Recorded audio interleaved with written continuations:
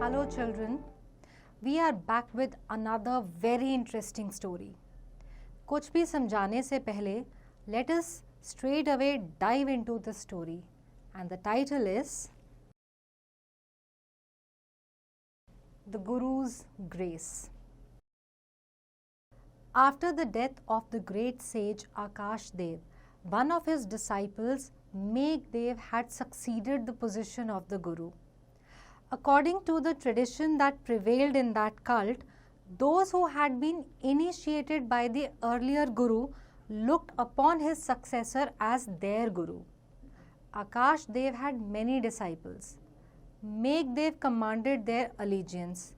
He was now out to initiate more people. Mandarpur was the village, a prosperous one, where he planned to camp for a week. On behalf of the devotees at Mandarpur, Ram Das had come to him with a formal invitation.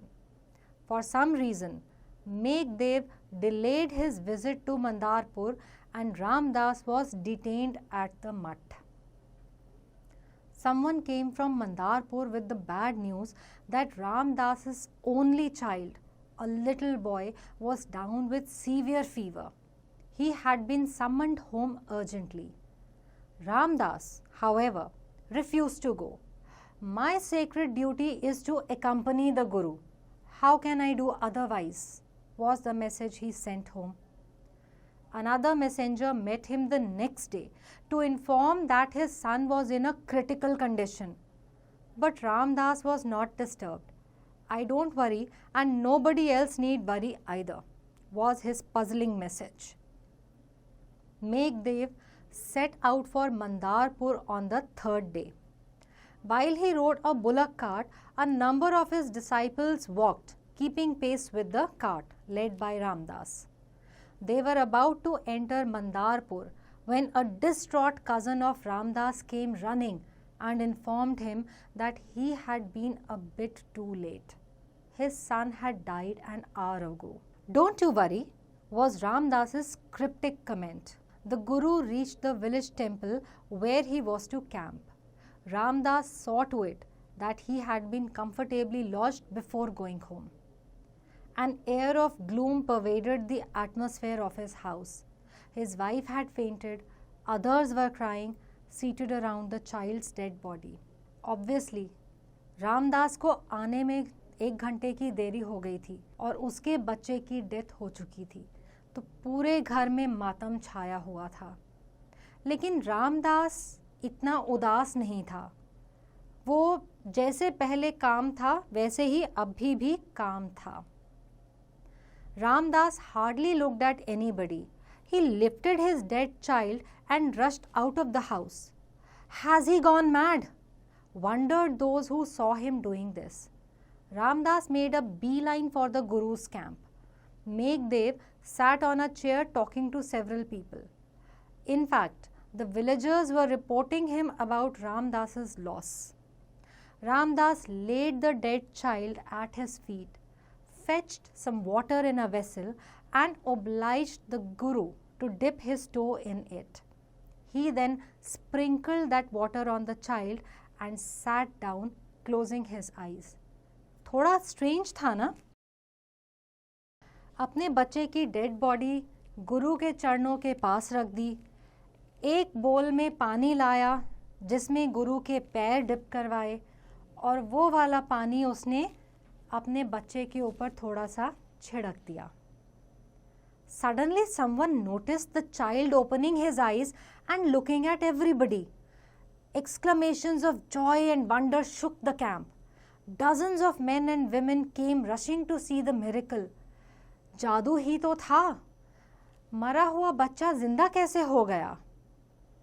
Ramdas alone showed no signs of excitement. "This is but natural," he said, bowing to Megh Dev. What is impossible for the Guru's grace? कि गुरु की कृपा हो तो कुछ भी impossible नहीं है. Megh Dev's powers became the talk of the region. Hundreds came to have a glimpse of the holy man who could resurrect the dead. The zamindar of the area, who was not a disciple of Megdev, personally met him and requested him to be his guest. Megdev, after some show of reluctance, agreed to oblige him. Megdev's camp was shifted to the Zamindar's abode. He was much more comfortable there. The Zamindar toyed with the idea of becoming formally his disciple. वो अभी सोच ही रहा था कि क्या मेघदेव को अपना गुरु बना ले. Megdev sat in Padmasan in the morning when the Zamindar's son, a toddler, crawled onto his lap. Megdev tried to ward off the disturbing element and concentrated again. But the naughty child gave a tuck to his beard and giggled. छोटा बच्चा था, उसे क्या पता कि गुरु साधना में बैठे हैं, तो वो कभी उनकी गोदी में चढ़ने की कोशिश करता, तो कभी दाढ़ी के बाल खींचता. That instantly drove Megdev into a state of rage. He hurled the child as if he was a cockroach, and the child's head dashed against the wall and he fainted. क्या ये सही था? जैसे गुरु ने उस बच्चे को, छोटे से बच्चे को इतनी जोर से धक्का मारा. A maid servant who witnessed this alerted the Zamindar's wife. She came running and lifted the child, and as the child did not respond to her fond calls, gave out a wail. The Zamindar himself and his entire household gathered on the spot. The physician lived the next door. He was summoned. He examined the child and declared it dead.